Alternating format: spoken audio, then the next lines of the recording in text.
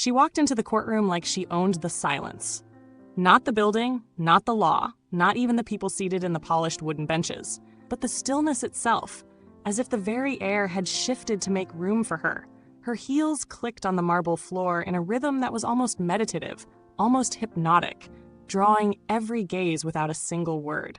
Those who had once dismissed her, Thomas Kingston, Harold Rowe, the partners who had smiled and congratulated themselves while she stayed late building their empire for them, all froze mid-breath. Recognition, if it came at all, was too slow, too late. The first thing anyone noticed wasn't her carefully tailored suit or the black patent leather shoes that gleamed even under the harsh fluorescent lighting. It was the calm in her eyes.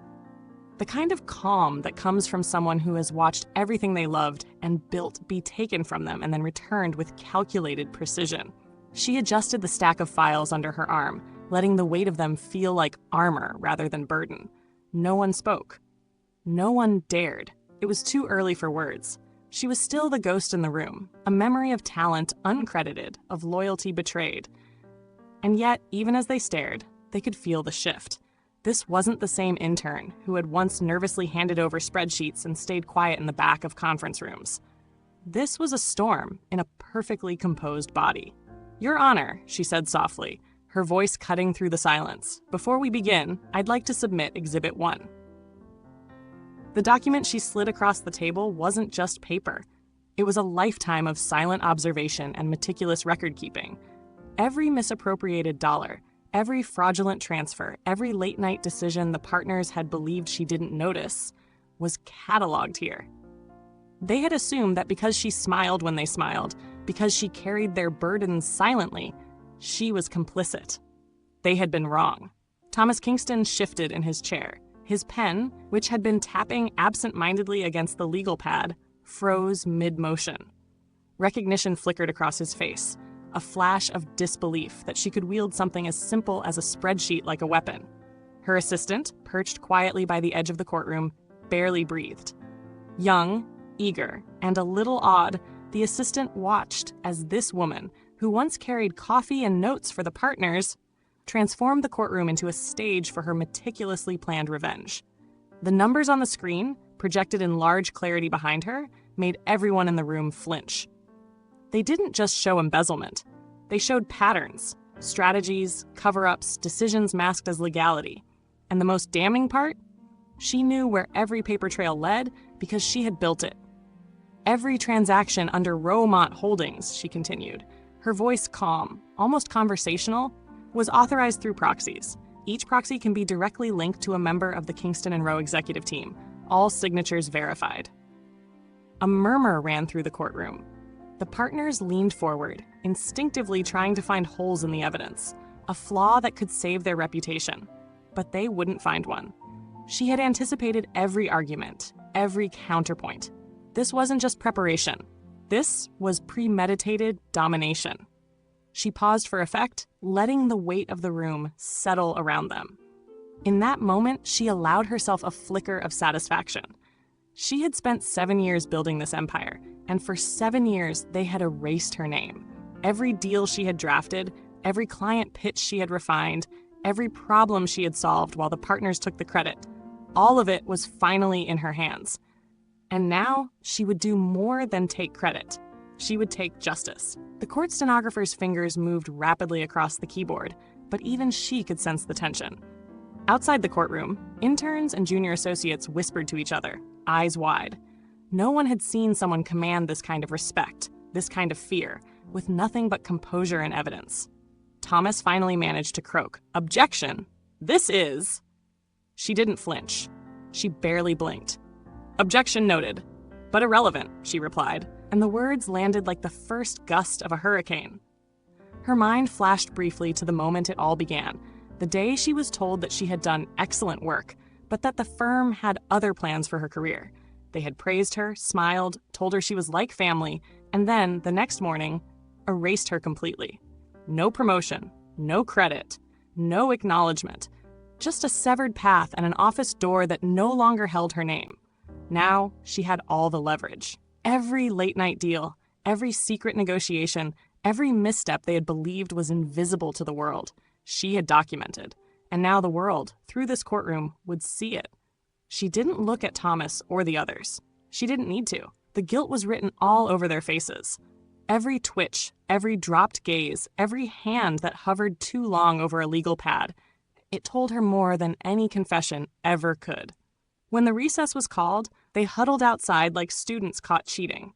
Whispers and half-formed excuses filled the air. "She's amazing," someone said. "She knows everything," another whispered. The irony was delicious. They had built their careers on hubris, on believing they could manipulate and hide. And now, someone they had once controlled effortlessly was untangling the web from the inside out. She walked past them, each step measured, deliberate. The old glass building they had claimed as their kingdom gleamed across the street. She had built every plan, every floor, every contract in it. Yet her name was nowhere to be found. Inside her office, she set her briefcase on the desk and kicked off her heels, letting the cold wood floor ground her. The city lights reflected off the glass walls, and she stared out at the skyline she had helped shape. Her empire had been theirs to show the world. Her revenge, now, would be hers to orchestrate. On her desk sat a single framed photo, 4 interns, taken on the first day she stepped into the firm, all smiles and eagerness. 3 of them moved on, taking credit where they could. 1 stayed, 1 built, and 1 had just returned, standing taller, sharper, more prepared than anyone could have predicted. Her phone buzzed. A blocked number. "You really think you can win against us?" She didn't reply. Instead, she attached a screenshot of the court schedule, highlighting the next deposition. 1 word: already winning. She set the phone down, leaned back, and closed her eyes. Memories of boardrooms, deadlines, whispered encouragements that masked exploitation flickered across her mind. They had called her family, and yet treated her like an afterthought. Tomorrow, she would return to the courtroom. Another exhibit, another carefully laid trap. But tonight, she allowed herself a small victory. The knowledge that her silence, her endurance, her brilliance had brought her to this moment. The storm had returned, and it was hers. The night outside was still, but inside her apartment, every light was on. She spread the files across the glass table like a general preparing for war. Contracts, internal memos, emails, everything they had assumed she wouldn't notice, everything they had buried under layers of assumed loyalty now lay exposed under her sharp, calculating gaze. She'd spent years memorizing the system, learning the routes money took, the people who could be manipulated, the weak points in the firm's structure. Every partner, every senior associate, every trusted lawyer had left breadcrumbs, and she had followed them all. Her reflection in the window looked like someone else entirely. The intern they had laughed at, the assistant who fetched coffee and notes, the quiet girl who stayed late and smiled while they took credit, she was gone. This version of herself was untouchable, lethal in her patience and precision. Her phone buzzed again. Another blocked number. She ignored it. She didn't need distractions. The battle was already laid out in front of her, and every piece moved according to her design. She remembered the day it all went wrong, or rather the day it went right for them and wrong for her. She had been called into Thomas Kingston's office, a sunlit corner with leather chairs and mahogany bookshelves. He had praised her work, oh, the flattery, telling her she had potential, telling her the firm would one day owe its success to her. And then, in the same breath, he had told her that the partnership track was full and that she might want to consider opportunities elsewhere. She had smiled, because at the time, she didn't know. She didn't know that this was a calculated erasure, a preemptive strike against anyone who could outshine them. She thought it was disappointment. It was betrayal. 7 years. 7 years she had built that firm. They had relied on her intelligence, her instincts, her diligence. And when she asked for what she had been promised, a partnership, recognition, a seat at the table she had carved, they dismissed her with excuses that were thin even by their own moral standards. The timing isn't right, they had said. We'll consider it next quarter, they had promised. And then they fired her, citing vague performance issues and fabricated structural changes. She had left that day with nothing but a suitcase and a determination that no one could have measured. It wasn't the first time she had been underestimated. It wouldn't be the last. But they had made a mistake. They assumed that the woman who had built their empire would vanish quietly. She had disappeared for months after, taking time to regroup, to learn, to sharpen her legal mind outside of the toxic walls that had caged her. She had worked in smaller firms, consulted quietly, learned the intricacies of corporate law from angles they hadn't considered. And slowly, meticulously, she had built a plan that would not just bring the firm down, but expose every lie, every manipulation, every betrayal they had committed against her, and the countless others they had silenced. She opened a fresh notebook and began outlining her strategy. Depositions first, evidence collection second, public exposure third. Every move had to be flawless, every document verified, every loophole anticipated. She wrote notes in the margins, connecting names to numbers, dates to incidents, emails to financial transfers. By the time she finished, the room looked like a war room, a visual representation of her entire 7-year investment in vengeance. Her mind drifted briefly to her former colleagues, those who had laughed at her late nights and meticulous work. She imagined their faces when the evidence hit the courtroom. Harold Rowe, stumbling for explanations, Thomas Kingston sweating under the judge's gaze, the partners realizing that the quiet intern they had belittled had just orchestrated the collapse of the very empire they thought they controlled. She allowed herself a small, sharp smile.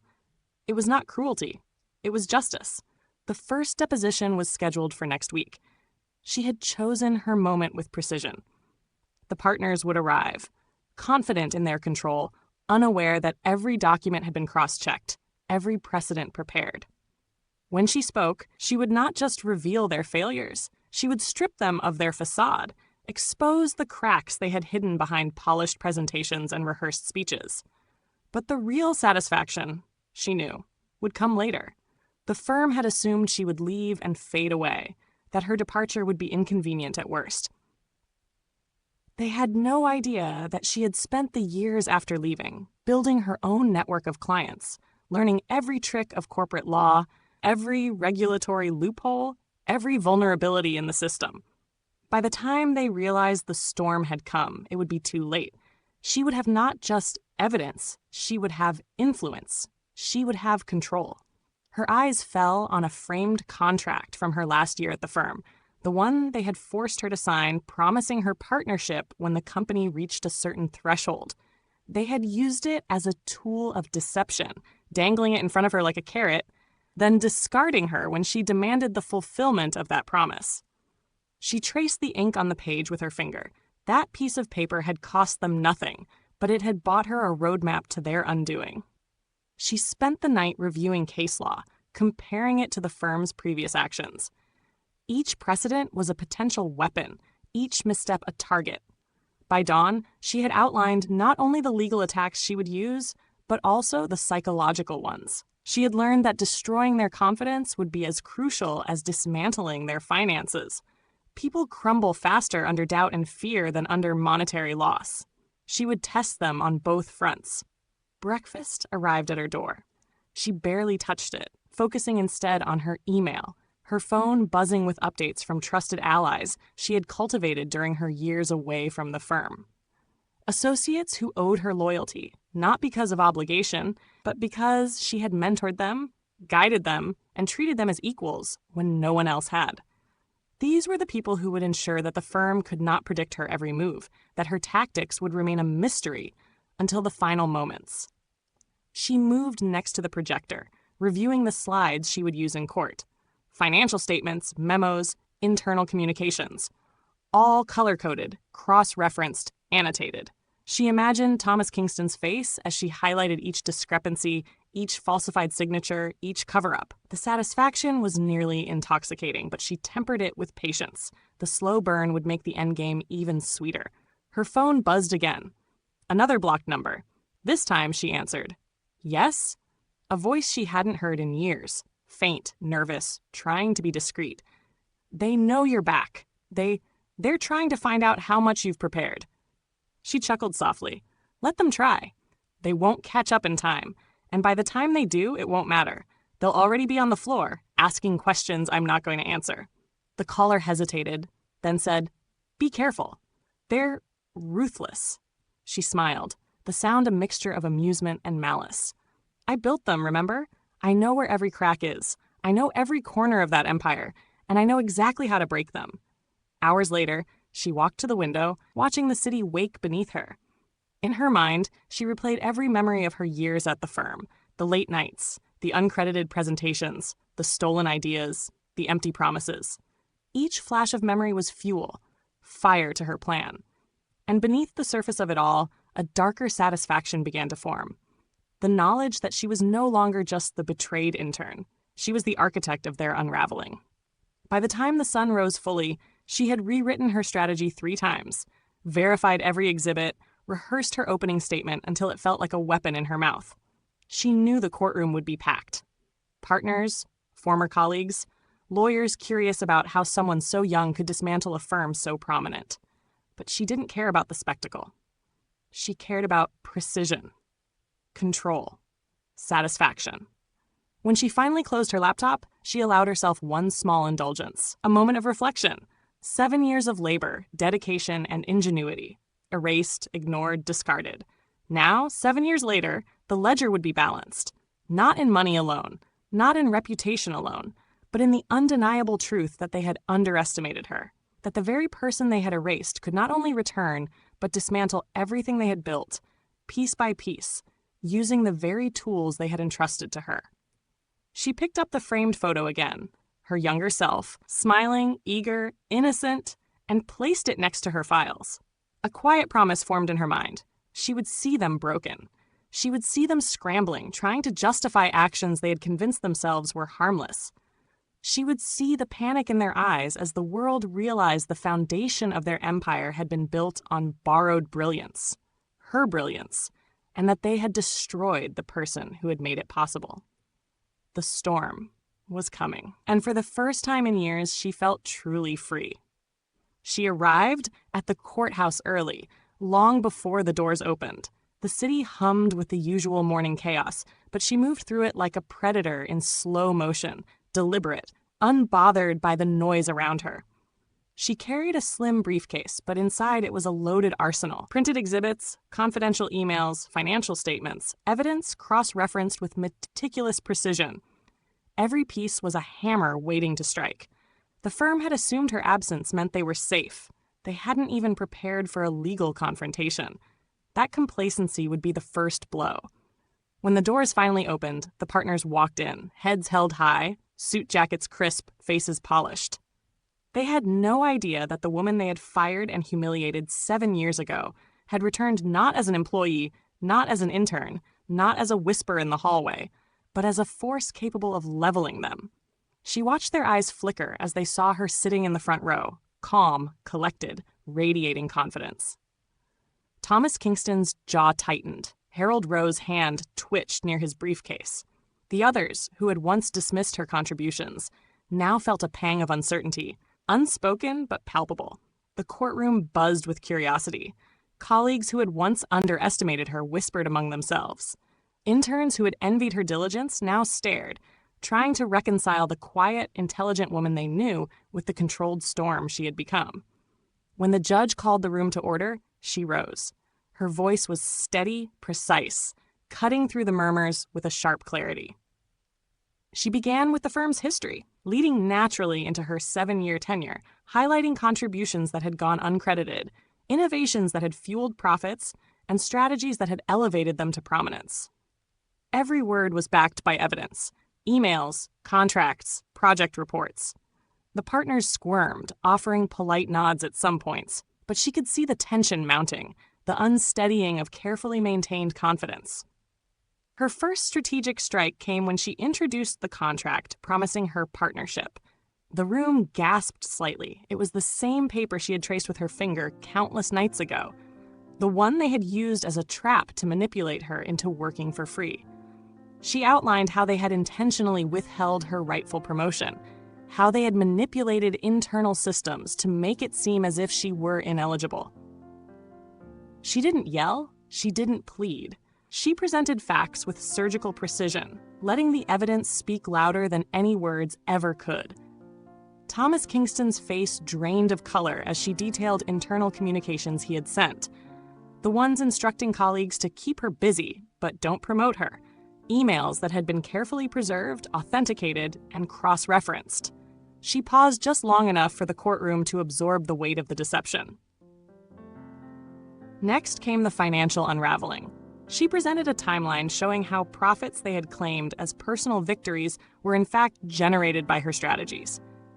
Every acquisition, every high-profile case, every successful client retention, meticulously documented and tied to her work. She revealed internal memos instructing associates to credit Thomas for ideas she suggested and mention her only in passing. The court murmured. The partners flinched. Each revelation chipped away at their narrative of invincibility. Then came her psychological strike. She didn't just present facts. She highlighted patterns of manipulation, subtle campaigns to undermine her confidence, to keep her isolated, to render her dependent yet invisible. She had witnesses, former associates who testified, quietly but firmly, confirming her claims. She had colleagues who had once envied her for diligence and talent, now siding with her, were each testimony a nail in the coffin of the firm's credibility. The first shockwave hit when she revealed that during her tenure, they had systematically withheld bonuses, diverted opportunities to others, and quietly destroyed her professional growth to maintain control. The partners stammered, their practiced composure cracking under the relentless, irrefutable evidence. She paused again, letting the silence stretch, watching as the weight of the past 7 years pressed down on the faces of the people who had once laughed at her, dismissed her, erased her. The first week of hearings became a spectacle. The media caught wind of the case, intrigued by the narrative, the fired intern versus the powerhouse law firm. She didn't court attention. She didn't need it. But the narrative grew organically. People loved a story of the underdog who had been underestimated, the clever, raw, calculating mind taking on a system that had betrayed her. Her strategy was methodical. While presenting evidence in court, she simultaneously undermined the firm's internal structure. She reached out to former clients, demonstrating how the firm had mishandled projects, exposing patterns of negligence. Each client, when approached carefully, confirmed mistakes, often unwittingly adding credibility to her case. By the end of the second week, cracks appeared in the firm's defenses. Thomas Kingston's voice, once authoritative, now faltered during cross-examination. Harold Rowe avoided eye contact with her, the tension in his shoulders unmistakable. The senior partners whispered behind closed doors, trying to strategize, trying to regain control, but she anticipated every move. She had prepared for this. She had studied their habits, their tendencies under pressure, their reactions to public scrutiny. Every strategy they employed to salvage their image was countered before it was even deployed. She was not reacting, she was orchestrating. The interns who had once watched her struggle quietly now came forward, supporting her claims, offering testimonies that exposed the firm's culture of manipulation. Every witness reinforced her narrative. The firm had built its empire on exploitation, deceit, and calculated silencing of talent, and she had been its brightest, most undervalued asset. Her legal team, small but fiercely loyal, executed her plan to perfection. Each motion filed, each document submitted, each procedural step taken was timed to maximize psychological impact. By the third week, the partners were visibly rattled, their confidence eroding as they realized that the intern they had once mocked had become a formidable adversary with unshakable precision. And then came the first twist. She had anticipated resistance, but she had also anticipated betrayal. One of the firm's rising stars, a young associate with a bright future, attempted to leak sensitive information to discredit her. But she had already covered her tracks. Not only did she have copies of all communications, but she also had the associate's own emails exposing the attempted sabotage. The move backfired spectacularly, reinforcing her dominance in the courtroom and the media's narrative of her brilliance and tactical intelligence. The first part of her revenge had begun to unfold like a slow, deliberate storm. She had stripped the firm of their assumed control, undermined their credibility, and exposed their systematic deceit. But she was far from finished. This was the setup, the opening salvo, the first act of an intricate, ruthless plan that would culminate in the complete dismantling of the empire she had once built. As she left the courthouse that evening, she allowed herself a rare smile. The city skyline shimmered in the dying light, reflecting in her eyes with the same clarity and precision she had applied to every piece of evidence, every argument, every calculated move. She walked home with the confidence of someone who knew the next steps would be even more devastating. In her apartment, she reviewed her notes for the next day. She would tighten her grip on the firm, exploit the fractures she had exposed, and press forward with the legal strategy that would leave them reeling. This was not revenge for vengeance's sake. It was justice, calculated and precise, executed by the very person they had tried to erase. The storm was no longer coming. It was already here, and they were standing in its path.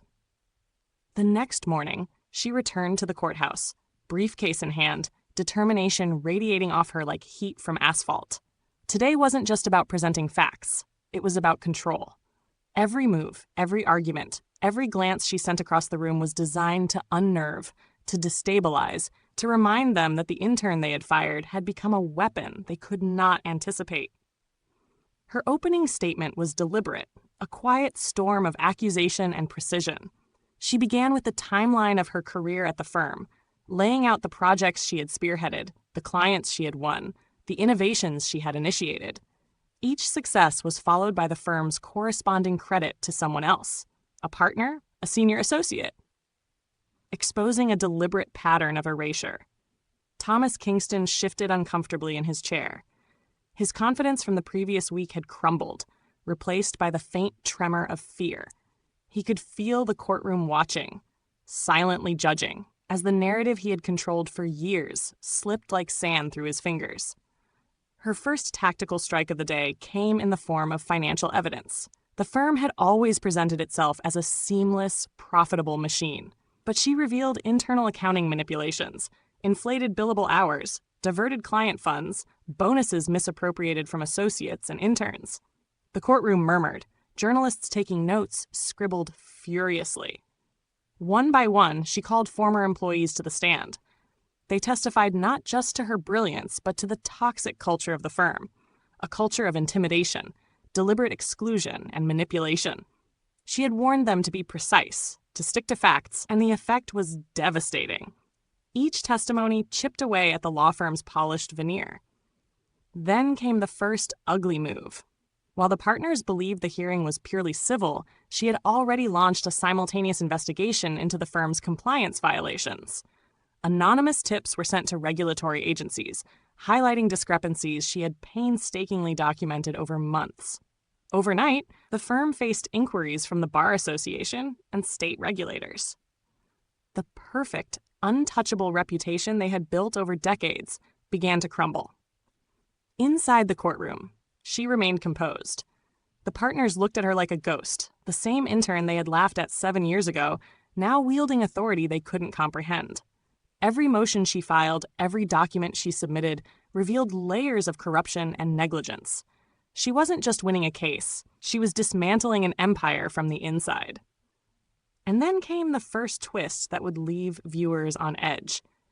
During cross-examination, she revealed confidential communications between the firm's top partners, messages that explicitly instructed junior associates to sabotage her projects and obscure her contributions.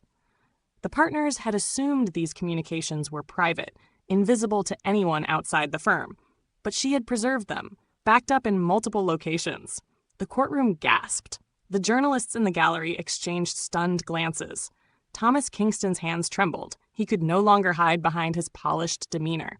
The firm's first real panic came when she called in the first client who had been mismanaged under their supervision. The client, previously loyal, confirmed errors, improper advice, and financial miscalculations. The damage was immediate. Word spread quickly. Other clients began to question past dealings, some withdrawing entirely. She had weaponized credibility and trust, something the firm had built over decades against them. She allowed a brief pause, letting the weight of her revelations sink in. Then she escalated. She presented her own financial analysis, showing how her innovative strategies had generated the majority of profits, and how the firm had deliberately funneled the rewards elsewhere. Her voice remained calm, unshakable, but every word landed like a hammer. And then came the second ugly strike. She had secretly purchased shares in the firm's holdings through shell entities, using the profits she had accumulated from other ventures. Her position as a shareholder was minor, but it gave her access to internal reports, giving her insight into their financial vulnerabilities. Overnight, she had control over key decisions, quietly maneuvering them toward collapse while presenting the image of legal propriety in court. By the fourth week of hearings, the partners were in disarray. Internally, they argued and blamed each other. Externally, the media painted a vivid picture of hubris, corruption, and betrayal. She had orchestrated this chaos, and every decision they made played into her hands. Then she delivered the first public humiliation. She revealed that the firm had misrepresented internal promotions, effectively keeping high-performing associates in junior positions while taking credit for their work. She called one such associate to the stand, who confirmed that she, the intern, had been promised partnership in writing, only to be denied with flimsy excuses. The partners attempted to interject, but the judge allowed the testimony. The courtroom was captivated. The arrogance of the past 7 years was unraveling in real time. The second twist hit like a sledgehammer. One of the firm's most lucrative cases, a high-profile corporate lawsuit, had been handled with gross negligence by the partners she had exposed. She had quietly coordinated with the opposing counsel before the trial, ensuring that the firm's mismanagement would be evident in court. She didn't just reveal incompetence. She forced the firm into a settlement that cost them millions. Every dollar lost was a tangible consequence of their previous betrayal. The partners could no longer maintain their composure. Thomas Kingston, usually the picture of authority, argued with her in court, but she countered every point with undeniable facts. Every attempt to discredit her was met with documents, emails, and witness testimonies. She had anticipated every possible defense, leaving the partners exposed and vulnerable. By the fifth week, the firm's internal structure was fracturing. Associates who had once been loyal began to resign, unwilling to face the public scrutiny and financial instability she had engineered. Clients fled.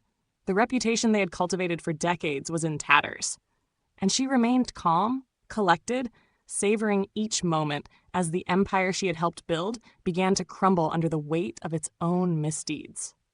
Every motion filed, every witness testimony, every financial disclosure was another nail in the coffin. She was methodical, precise, and utterly ruthless. This was no longer just about justice. It was about sending a message. Betrayal would not be tolerated, manipulation would be punished, and intelligence, once ignored, would not be underestimated. As the hearings concluded for the day, she left the courthouse with the same quiet confidence that had defined her approach. Outside, reporters jostled for comments, but she remained silent. She didn't need the attention. The damage was already done. The firm was bleeding, and she was the scalpel that had cut deep and true. Back in her office, she began the next phase of her strategy. The court battles were only the beginning.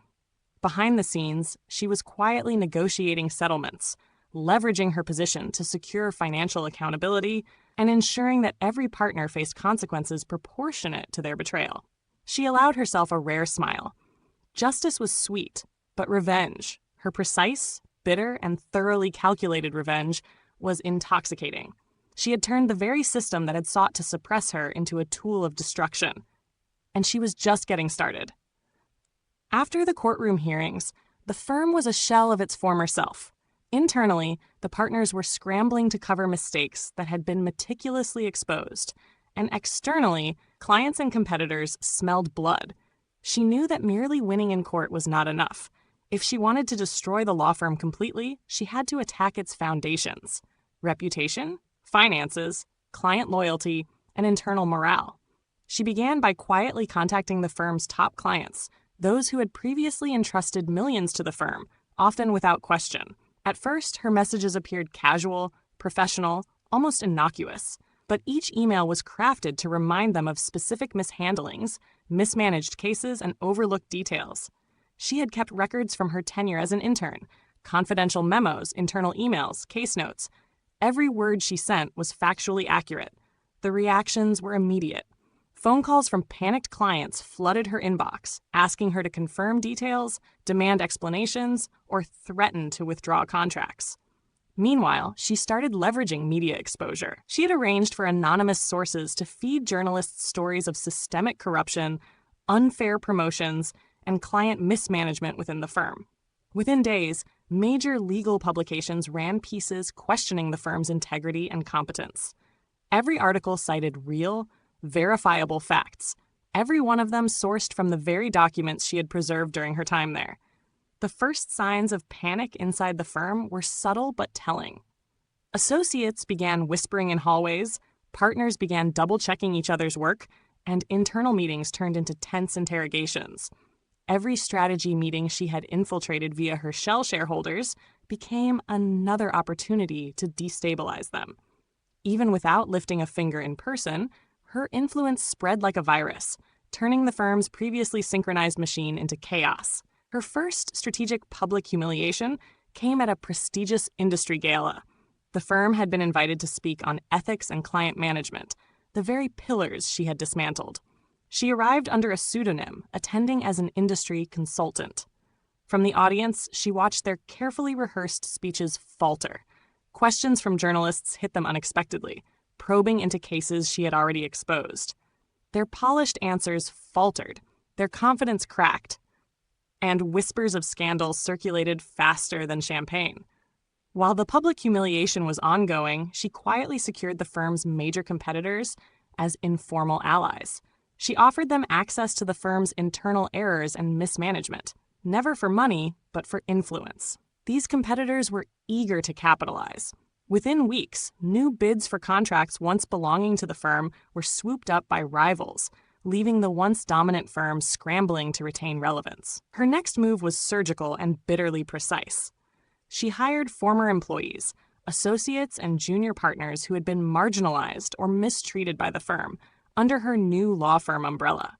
She provided them with leadership roles, equity stakes, and a platform to work freely. Every person she recruited carried with them inside knowledge of the firm's operations.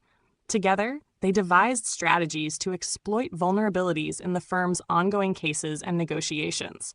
Then came her first major financial strike.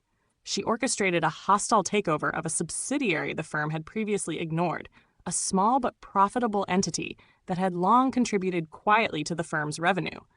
By quietly purchasing shares and acquiring influence, she forced the firm into negotiations that drained them financially. Every dollar lost wasn't merely a number. It was a tangible reminder that the intern they had fired was now dictating the terms of their business dealings. By the third month, the firm was teetering. The board demanded explanations. Associates threatened mass resignations. Clients pulled out contracts, citing mismanagement and lack of trust. And in the middle of it all, she remained calm, collected, and untouchable. Her presence, though largely unseen, was suffocating, a constant pressure that disrupted their operations and kept the partners off balance. The first twist of Part 3 hit with brutal force. She had discovered evidence that Thomas Kingston and two other senior partners had been involved in a side scheme, funneling firm resources into personal investments without disclosure. The evidence was damning. Emails, bank records, meeting minutes. She leaked it anonymously to both regulators and the media. Overnight, the firm faced criminal investigations alongside civil suits. Partners were frozen out of their own accounts, forced to answer for improprieties they had assumed were secret. The second twist was even more bitter.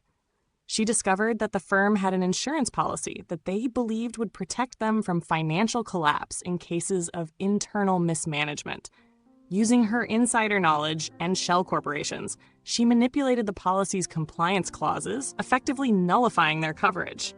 When the firm sought claims, they were denied, leaving them exposed to the cascading costs of legal settlements, fines, and lost client revenue. Meanwhile, her own law firm expanded rapidly, fueled by the influx of former associates, disgruntled clients, and the public perception that she was now the only credible alternative. Each new success story became another blow to her former firm, whose clients increasingly saw them as incompetent and untrustworthy. She allowed herself a rare smile one evening, reviewing the day's results. Another major client had terminated their contract with her former firm and signed a lucrative, multi-year deal with her. The firm's revenue projections for the next quarter had plummeted. Partners were already whispering about restructuring, panic spreading like wildfire through their offices. She could almost hear the walls cracking, the foundations of the empire she had helped build starting to crumble from the inside. Then she enacted her first ugly personal blow. She had maintained contact with junior associates who had been particularly loyal to her in the past. Through them, she arranged for them to secure high-profile cases the firm had been courting, using the knowledge of their weaknesses and missed opportunities to present herself as the more competent and reliable counsel. The clients, impressed by her initiative and expertise, chose her firm instead. The perfect combination of public humiliation and financial loss. By the end of the first 6 months, her former law firm was operating in crisis mode. They attempted internal audits, damage control meetings, and PR campaigns to restore confidence, but nothing worked. Every action they took seemed to play into her hands. She had anticipated their moves, predicted their panic, and used every weakness she had documented over years to ensure their continued unraveling. Her strategy was not just about winning cases. It was about turning their world upside down so they could feel the same betrayal, humiliation, and helplessness they had inflicted upon her. Every missed opportunity, every lost client, every financial misstep was a direct result of her meticulous planning. She had transformed from the overlooked intern into a specter haunting their every decision, a reminder that intelligence and strategic thinking, once underestimated, could be a weapon far more powerful than brute authority, and she was far from finished. The firm was bleeding clients like a wound that refused to clot. Each day brought new cancellations, lawsuits, and leaked internal memos to the press. She had predicted this with surgical precision. Every email, every meeting she had attended as an intern, every note she had kept had become ammunition. She wasn't just playing a game. She was orchestrating a symphony of destruction, and the partners were the instruments, all tuned to disaster. By now, former colleagues were leaving in droves. Junior associates, once eager to please the partners, defected to her firm, bringing with them insider knowledge that she used ruthlessly. She didn't just hire them, she empowered them, gave them stakes in her growing empire, and allowed them to take cases that her former firm had already spent months courting. The humiliation was slow, steady, and delicious. One evening, she called an emergency meeting with one of the largest corporate clients the firm had. They had hesitated to terminate their contract, loyal to the names they trusted. She arrived unannounced as the representative for her own firm and presented a detailed account of mismanaged contracts, overlooked deadlines, and potential liability issues. By the end of the meeting, the client had signed with her, leaving the firm's partners watching in disbelief from the back of the room, too stunned to act. She had made them predictable. Every action, every panic-induced scramble, every attempt at damage control, she had already accounted for it. And when they tried to take legal action against her for supposedly interfering with clients, she had already prepared countersuits. She had documented every conversation, every email, every meeting from her years as an intern. Every accusation they hurled at her bounced back with proof of their own mismanagement. The first major public humiliation came in the form of a legal awards gala. The firm was scheduled to present an award for outstanding corporate legal service. She attended under her firm's banner, and when the award was announced, she used the opportunity to publicly question the firm's handling of high-profile cases, citing documented failures, mismanaged settlements, and undisclosed conflicts of interest. The crowd was shocked. The firm's name was now synonymous with incompetence in front of industry leaders, clients, and media alike. Her next move was more personal and far uglier. She had retained a private investigator who had once worked with the firm. The investigator documented late-night dealings, secret client meetings, and side investments made by the senior partners without disclosure. She leaked this information anonymously to regulators, journalists, and rival firms simultaneously. Overnight, the firm faced investigations that could ruin them financially and criminally. The partners were paralyzed, unsure how to respond. Every attempt at public relations was countered with more evidence she had planted. The second twist came when she discovered a hidden subsidiary, one that had been funneling revenue quietly to offshore accounts controlled by the partners. Using shell corporations she had established years before, she acquired enough influence to block access, freeze funds, and redirect them into her own firm's accounts. The partners were powerless. They watched their own money vanish into a competitor they had underestimated, the intern they had erased from their records 7 years ago. Internal morale collapsed completely. Associates whispered in corridors, questioning leadership, loyalty, and ethics. Meetings devolved into arguments and accusations. Every misstep, every delay, every oversight was magnified in the press, thanks to her anonymous leaks. She was everywhere, yet nowhere, a ghost controlling the collapse from a distance. By the 8th month, the firm was on the verge of bankruptcy. Their reputation was shredded, clients were fleeing, and regulators were investigating each partner individually. She had not only taken over financially, she had dismantled their credibility and their morale. And she wasn't finished yet. The ultimate blow was orchestrated through the media. She arranged for an expose on the firm's mismanagement to appear in a major national newspaper. The article detailed financial improprieties, client losses, and internal corruption, all facts she had meticulously documented. The headline alone was enough to freeze prospective clients in place. Once a legal powerhouse, now a house of cards. Inside the collapse of firm name. The partners were humiliated. Publicly, professionally, financially. There was nowhere to hide. She watched from her office as emails poured in from her former colleagues, begging for explanations, pleading for mercy, or simply resigning to the inevitability of their defeat. Her firm's growth continued unchecked, fueled by the migration of talent, clients, and public perception that she was now the only competent option in the market. But she had one final, personal act of revenge. She contacted the firm's newest hires, those who had joined only in the last 2 years, oblivious to her history there, and shared with them the entire story of her treatment as an intern, the promise of partnership she had been denied, and the betrayal she endured. They were incensed. Many refused to continue working for the firm, leaving them not only financially crippled, but stripped of talent and the ability to recover quickly. Every step of her plan had been calculated. Court victories, media influence, financial sabotage, poaching talent, client manipulation. She had rebuilt herself from the ashes of betrayal and erased the firm that had once tried to erase her. She had transformed the pain of being discarded into a weapon sharper than any legal argument, more devastating than any lawsuit. By the end of the first year, the once dominant firm had been reduced to a fraction of its former glory. Its partners faced individual lawsuits, public disgrace, and financial ruin.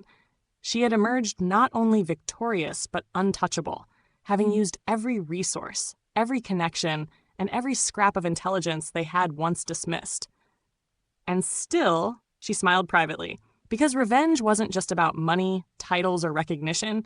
It was about making them feel the same helplessness, fear, and humiliation they had inflicted on her.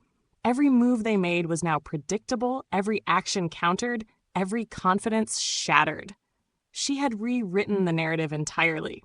She had built their empire, and then she had burned it to the ground, leaving them to watch every brick fall, powerless to stop it.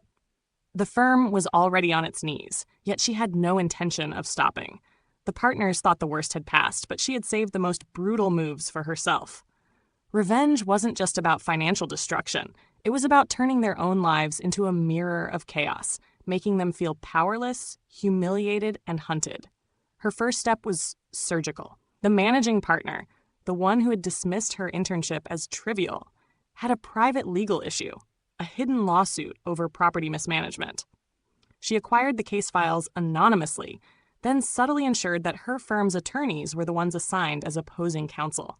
Every deposition, every hearing, every motion was timed and executed to maximize stress.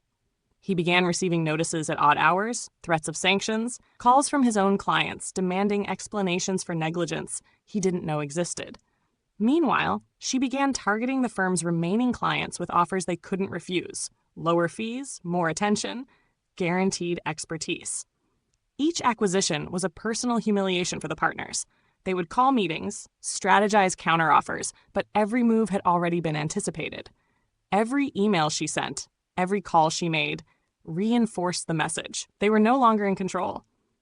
One evening, she attended a law conference under the guise of a keynote speaker for her own firm. Across the room, the firm's partners shuffled nervously, aware that she would likely dominate the event. She didn't speak their names, didn't need to. When asked about leadership in legal strategy, she outlined a case study that mirrored their firm's missteps perfectly. Mismanagement, failure to innovate, ignoring rising talent. The audience gasped, murmured, and took notes. She had weaponized their failure as a public lesson in corporate collapse, and the partners were forced to sit in silence, knowing the story was theirs without needing to be named. Then came the twist she had been waiting for. One of the firm's largest pending mergers, a multi-million-dollar deal that would have rescued them from bankruptcy, came under scrutiny. Using intelligence she had gathered during her internship, she highlighted conflicts of interest, undisclosed liabilities, and misrepresented financials to the regulatory board. Overnight, the deal was frozen. Panic erupted at the firm. Partners screamed at one another, lawyers ran calculations, and junior associates cried quietly in corners. She watched it all unfold from her office, sipping coffee and smiling. Her next move was far uglier: personal sabotage. She had obtained private schedules, even the home addresses of the partners. Through anonymous channels, she arranged for clients to attend the wrong meetings, documents to be misfiled, and contracts to be lost. Every step the partners took, every attempt to reclaim stability, failed. She wasn't just outside the firm, she was inside it, invisibly controlling the chaos. The first major humiliation came with the media. She had set up an anonymous tip line, feeding investigative journalists with stories of ethical breaches, financial mismanagement, and office politics gone horrifically wrong. Articles ran consecutively for weeks, each one meticulously timed to coincide with internal crises. The partners were publicly shamed for failures they thought only internal staff knew. Every meeting they held was now a backdrop for whispers, speculation, and ridicule in their professional circles. The second twist revealed itself unexpectedly. One of the partners attempted to settle privately, reaching out to her under the pretense of negotiation. They believed that perhaps she could be bought or swayed, that some apology or small payoff could restore their firm's stability. She feigned consideration, but had already anticipated this approach. Using their communications as evidence, she prepared a counterclaim, exposing not just their desperation, but legal violations that they had tried to conceal. The partners realized too late that even their attempt to manipulate her now worked entirely in her favor. By now, she had transformed her law firm into a juggernaut. Her former colleagues, once interns or associates, were now partners with stakes and responsibilities. Every new hire she took had a direct insight into the old firm's weaknesses, and every client gained was another brick in the monument of their humiliation. She wasn't just winning. She was rewriting the legal market in her image. But revenge, she knew, was never complete until the targets experienced the same emotional destruction they had inflicted. She orchestrated a psychological assault on the senior partners. Anonymous notes hinting at surveillance, subtle disruptions of personal schedules, leaked financial discrepancies directly to their spouses, and fake client complaints that forced public apologies. Panic replaced confidence, mistrust replaced camaraderie, and they began turning on each other in ways she had meticulously predicted. Her firm's growth and influence now dwarfed the remains of the law firm she had once served. With every passing day, she cemented her position not just as a competitor, but as the architect of their downfall. And she smiled privately at the irony. She had been the intern, the one ignored, the one dismissed, and now she was untouchable. The final humiliation of this half came in the form of a court ruling. One of the partners, desperate to salvage some authority, attempted to file a lawsuit against her for unfair competition. The case went before a judge who had previously been impressed by her legal arguments in other cases. With meticulous preparation, she presented evidence of the partner's prior mismanagement, conflicts of interest, and unethical practices. The ruling? Full dismissal with costs awarded to her firm, a legal precedent that would haunt the old firm for years. She left the courtroom with the satisfaction of knowing that every humiliation, every panic attack, every sleepless night inflicted on her former mentors and bosses was legal, documented, and irreversible. Her revenge was complete in its precision, brutal in its effectiveness, and utterly satisfying. Yet she didn't stop. The next steps would be even more personal, targeting legacies, personal reputations, and the fragile networks that had once made the firm untouchable. She was preparing the final stage, one that would leave them questioning every relationship, every decision, every ounce of pride they had ever possessed. She didn't just want their money or their clients. She wanted their pride, their legacies, the very sense of self that had once made them untouchable. The partners had spent decades building facades of control, mentorship, and authority. She planned to tear every mask away, slowly, mercilessly, and publicly. It began with family. She knew enough to orchestrate chaos in their personal lives without directly revealing her involvement. Anonymous tips led to internal audits, minor lawsuits, and public complaints that triggered spouses' suspicions. The managing partner's son was enrolled in a private school that suddenly reported unpaid tuition balances that weren't actually missing, but that appeared on financial statements she had subtly manipulated. Calls from creditors, school administrators, and even social circles made his family panic. Divorce rumors spread, though not a single word came from her directly. She had weaponized their world using only the tools they had once used to control others. Meanwhile, the firm's reputation continued to crumble. Every former client she approached was advised with precise knowledge of past missteps, overbilling, and mishandled cases. One by one, the partners watched as loyal clients quietly withdrew, often citing internal mismanagement or conflicts of interest in polite but devastating letters. They scrambled to recover, but every attempt she had preempted. She had set traps in contracts, client portfolios, and correspondence that ensured her former firm could never regain trust. Then came the public humiliation. She orchestrated a charity gala, seemingly unrelated to the legal world. Invitations were sent to influential clients, media, and competitors. Midway through, a former junior associate, now working with her, projected a presentation highlighting best practices in law firm management, featuring screenshots, case studies, and examples directly drawn from her old firm's failures. The partners, attending as guests of honor, were exposed in front of the industry for incompetence, mismanagement, and ethical lapses. They could not protest, could not interrupt, and could not recover. Every whisper in the room was a dagger to their egos. The first major personal twist came when she reached the youngest partner, the one who had dismissed her original internship applications. Using public records and discreet surveillance, she highlighted discrepancies in his personal investments and tax filings.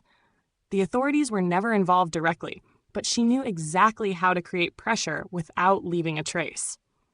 Overnight, he faced auditors, creditors, and clients questioning his credibility. The man who had once laughed at her ambition now spent sleepless nights calculating exposure, paying bills he didn't owe, and pretending confidence to hide panic. The second twist, even more vicious, targeted the oldest partner, the one whose pride was unassailable. She arranged for a prominent business publication to feature a story on failed mentorship, how law firms lose talent. The article didn't name names, but insiders knew exactly who it referred to. Then came the clincher. Anonymous letters to former clients, subtly signed with enough hints to implicate him in unethical practices during his leadership. His legacy crumbled not with lawsuits, but with whispers, mistrust, and professional isolation. By this point, her firm was not just successful, it was untouchable. She had siphoned clients, won accolades, and publicly dismantled every layer of prestige her former mentors had relied upon. Yet she wasn't satisfied with financial or reputational dominance. She wanted them to experience fear, paranoia, and helplessness, the same feelings she had endured when she realized she had been erased from the company she helped build.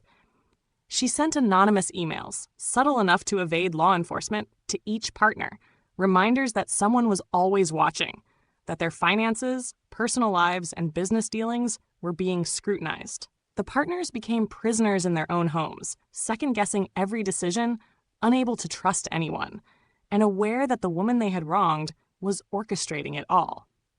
And then came the final coup, the public exposure of the firm's hidden liabilities.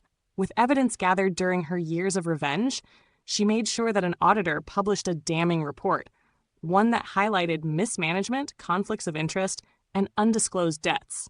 Stockholders, clients, and regulators reacted immediately. Lawsuits piled up, partners faced legal scrutiny, and the firm's credibility evaporated. She watched from her office as the empire she'd been excluded from for years collapsed under its own weight. The partners tried to salvage dignity by offering settlements, threatening countersuits, and appealing to the courts. Every move failed. She had anticipated each action, leaving nothing to chance. They could no longer act without exposing themselves to further humiliation, financial loss, or legal peril. Finally, she ensured that the partners themselves were publicly stripped of their titles. Press releases, anonymous tips, and careful leaks to industry insiders ensured the firm's dissolution became headline news. Every professional accolade, every award, every public recognition became meaningless in the shadow of the scandal she had crafted. Yet, even after all this destruction, she sent one final personal message to each former partner. A simple, untraceable note with 2 words, "Remember me." It was her way of asserting dominance, a reminder that the architect of their downfall was the one they had once dismissed as insignificant. She didn't celebrate with champagne or public statements. She walked through her office, observing her team thriving, clients satisfied, and the firm's reputation untouchable.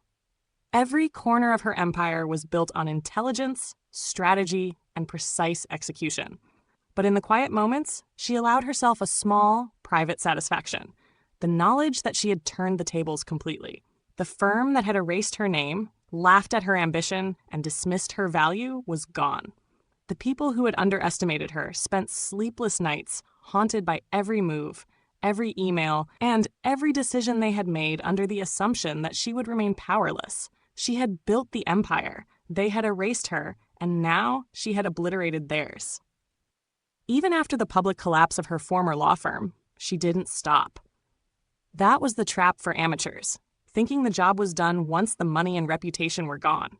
For her, the damage had to be deeper, personal, and permanent.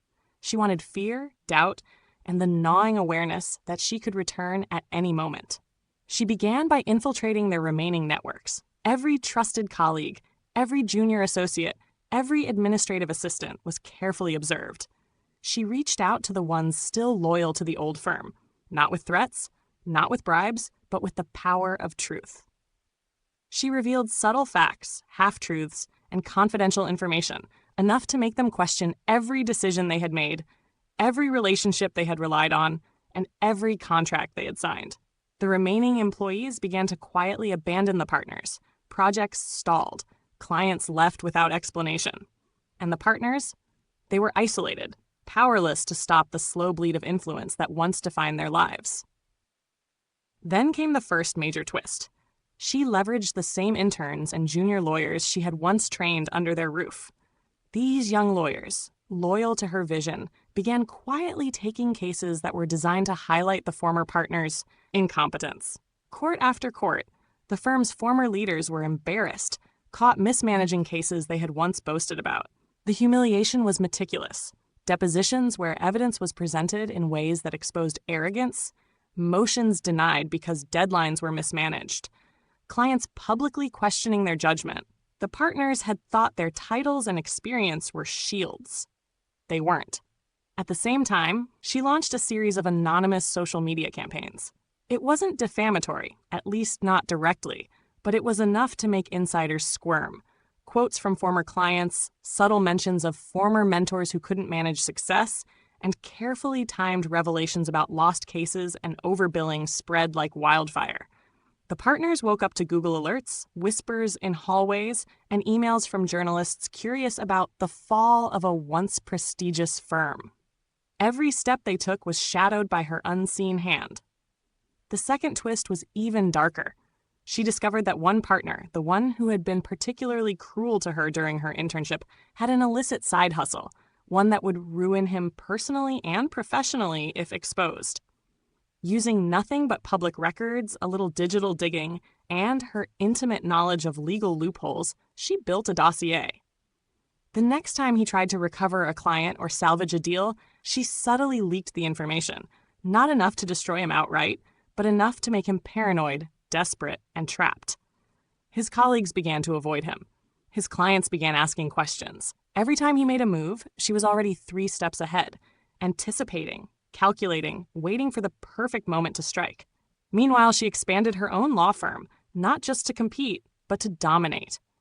Every case, every client, every negotiation was infused with intelligence she had cultivated over years. She wasn't just a lawyer. She was a strategist, a tactician, a predator who had learned from the very people who had once underestimated her. She built a reputation as ruthless, brilliant, and unflinchingly precise, qualities that her former mentors had once claimed she lacked. The psychological warfare escalated. Anonymous letters arrived at homes, carefully crafted to unsettle the former partners. Subtle reminders of past failures, hints that someone knew every move they made, references to forgotten promises or overlooked details from their professional lives. Sleep became impossible. Confidence vanished. They couldn't trust anyone. Not their staff, not their peers, not even themselves. And she made sure it was all visible. Not overtly, but in ways that mattered. Case wins in her courtroom were publicized with industry attention. Conferences she attended were photographed, covered in legal journals, and circulated among the very networks that had once elevated her mentors. Every success, every accolade was a reminder. The intern they had discarded was now the authority. Her final step in this half of the story was almost theatrical. She arranged a networking event under the guise of an industry celebration. Invitations were sent to every former client, every rival firm, every journalist who had covered legal affairs. The old partners, thinking it an opportunity to reclaim influence, attended. But the event was a meticulously orchestrated showcase of her triumphs. Testimonials from clients, presentations highlighting her firm's innovations, and subtle comparisons to the failings of the old firm were all designed to humiliate without legal recourse. By the end of the evening, the partners were humiliated, exposed, and left in the shadows while she basked in quiet, undeniable dominance. And she didn't stop there. Even as the world recognized her brilliance, she continued to subtly dismantle the old firm's remaining influence. Deals she knew they were pursuing quietly fell apart. Partners she had once respected began to doubt themselves. Former allies turned away, wary of the silent threat she represented. She had not just won the war. She had made sure they knew they had lost it and they would never forget. By now, she wasn't just a lawyer or a strategist. She was an institution of fear, respect, and precision. Her revenge was ugly, calculated, and devastatingly effective. Every former partner, every colleague, every person who had laughed at her ambition now understood one brutal truth. She had been underestimated at the greatest cost to them. End of Part 5. Half 1, 1,500 words. This section includes psychological and strategic dominance, 2 major twists, partner secrets exposed, social media campaigns, expansion of her firm to cement power, public humiliation, and personal torment of former mentors. Next, we can move to Part 5, Half 2, where the story concludes with the ultimate consequences, lasting fear, and her full reclamation of power. By now, the former partners were shadows of the men they once were.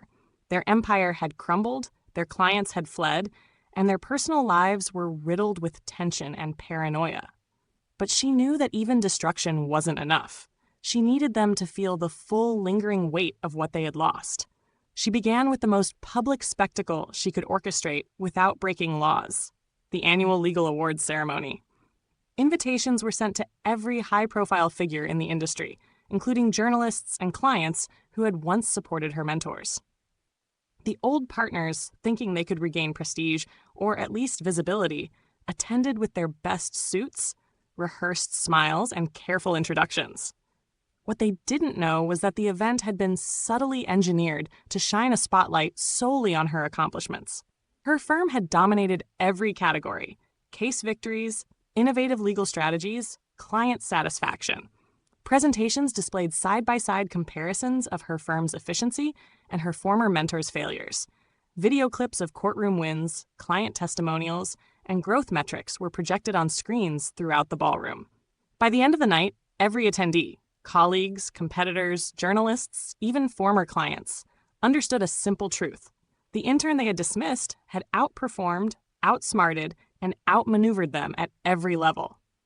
The first personal twist came when she publicly announced a pro bono program specifically designed to assist young lawyers who had been exploited or dismissed by their firms. She didn't name names, but every partner, every colleague, every insider immediately understood who this program was a subtle indictment of.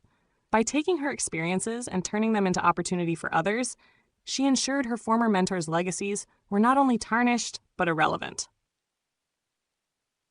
Then came the second, more personal twist. Using one of her former colleagues who had remained loyal to her, she leaked documents that revealed the partner's unethical decisions, missed deadlines, mismanaged client funds, and cover-ups of minor infractions. The documents were anonymized just enough to avoid legal retaliation, but they were undeniable. Articles appeared in trade publications within hours. Clients demanded explanations, and board members questioned authority. The partners' reputations collapsed further, this time with irrefutable evidence that the world could see. Meanwhile, her firm continued to expand, absorbing clients that her former firm had lost. Every victory was a calculated reminder. They had erased her, underestimated her, and now every contract, every case, every client she acquired was a reflection of their failure. She didn't flaunt it unnecessarily. She let the evidence speak for itself. The psychological toll was perhaps the most satisfying. She sent subtle reminders, a note here, a report there, enough to keep them awake at night. A whisper of her name in meetings, a mention in casual conversations, a small legal victory highlighted in trade publications, all tools to remind them that she was always watching, always ahead, and always undefeated.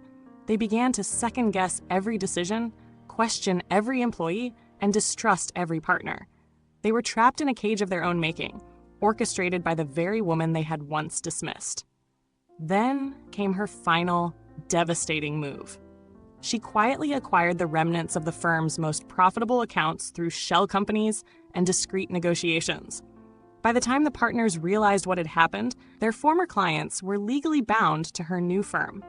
There was no recourse, no negotiation, no appeal. The empire they had built over decades, a lifetime of power, influence, and control, had been absorbed, restructured, and reborn under her command. She didn't stop at money or influence. She ensured that their social lives were also destabilized.